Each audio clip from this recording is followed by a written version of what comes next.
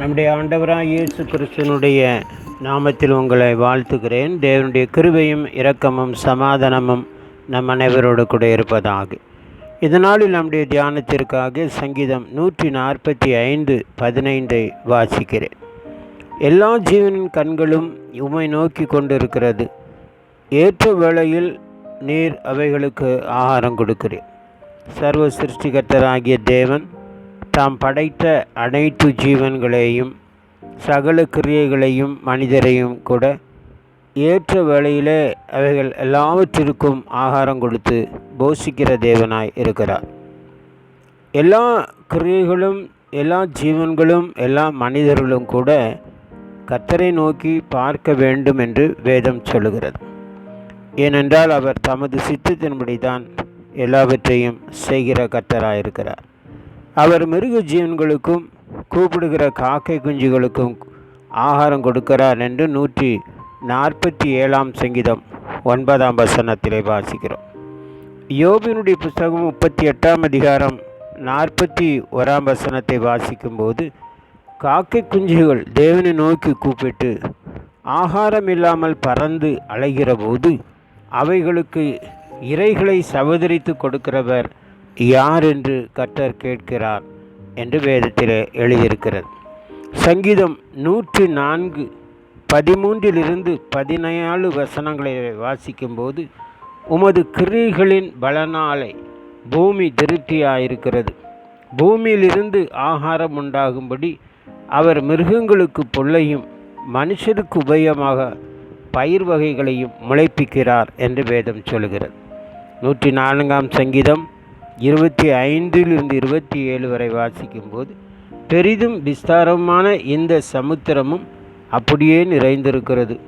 அதிலே சஞ்சரிக்கும் சிறியவைகளும் பெரியவைகளுமான எண்ணிறந்த ஜீவன்கள் உண்டு. அதிலே கப்பல்கள் ஓடும்.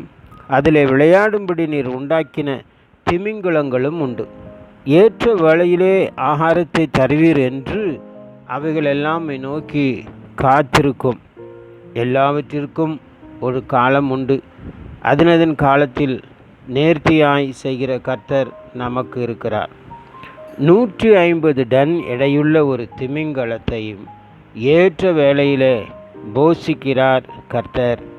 150 கிராம் எடையுள்ள காக்கை குஞ்சுகளையும் போஷிக்கிறார். நாமும் கர்த்தரை நோக்கி பார்த்தால் நம் அனைத்து தேவைகளையும் கர்த்தர் ஏற்ற வேளையிலே சந்திப்பார்.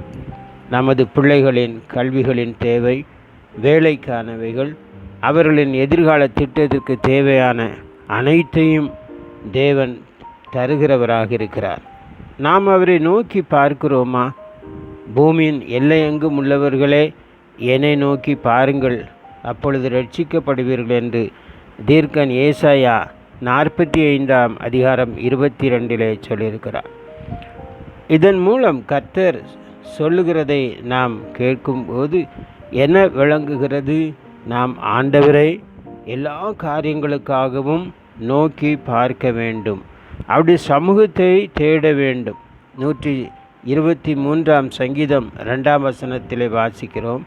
இதோ வேலைக்காரன் கண்கள் தங்கள் எஜமானின் கையை நோக்கி இருக்குமா போலவும் வேலைக்காரிகளின் கைகள் தங்கள் எஜமாட்டியின் கையை நோக்கி இருக்குமா போலவும் எங்கள் தேவனாகிய கர்த்தர் எங்களுக்கு இரக்கம் செய்யும் வரைக்கும் எங்கள் கண்கள் அவரை நோக்கி இருக்கிறது என்று வேதம் சொல்கிறது.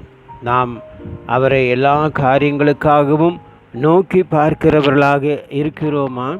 1 பேதுரு 5:6 சொல்கிறது, ஏற்ற காலத்திலே உங்களை உயர்த்தும்படிக்கு அவருடைய பலத்த கைக்குள் அடங்கியிருங்கள். ஆண்டவரின் வேலைக்காக காத்திருக்க வேண்டும்.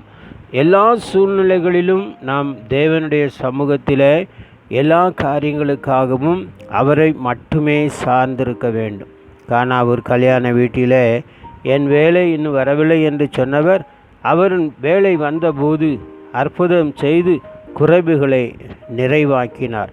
அங்கே மிகுந்த மகிழ்ச்சி உண்டானதை நாம் காண முடிகிறது.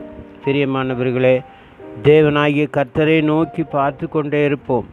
அவர் தமது திருவுள சித்தத்தின்படி ஏற்ற வேளையிலே நம்மை அனைத்து தேவைகளையும் சந்திப்பார். மத்திய 24ஆம் அதிகாரம் 45ஆம் வசனத்திலே சொல்லியிருக்கிறது. ஏற்ற வேளையிலே தன் வேலைக்காரருக்கு போஜனம் கொடுத்து அவர்களை விசாரிக்கும்படி எஜமான் வைத்த உண்மையும் விவேகமுள்ள ஊழியக்காரனைப் போல நமக்கு கொடுக்கப்பட்ட கடமைகளை, உக்ரான பொறுப்புகளை நாம் ஏற்ற வேளையிலே உண்மையுடன் நிறைவேற்றுவோம். பரமேஜமானாகிய கிறிஸ்து இயேசு வரும்போது நாம் பாக்கியவான்களாக காணப்படுவோம்.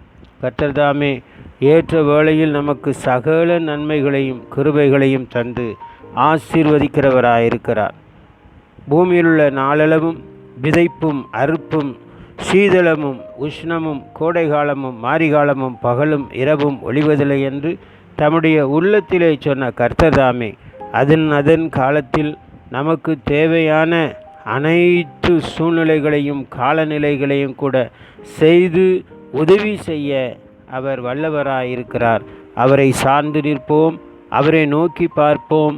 ஏற்ற வேளையிலே நம்மளுக்கு அவர் தம்முடைய ஆசீர்வாதத்தின் கரத்தை திறந்து நிறைவான வாழ்க்கையை, சமாதானத்தை, சந்தோஷத்தை, மகிழ்ச்சியை கிறிஸ்துக்குள் தந்து வழிநடத்துவார்.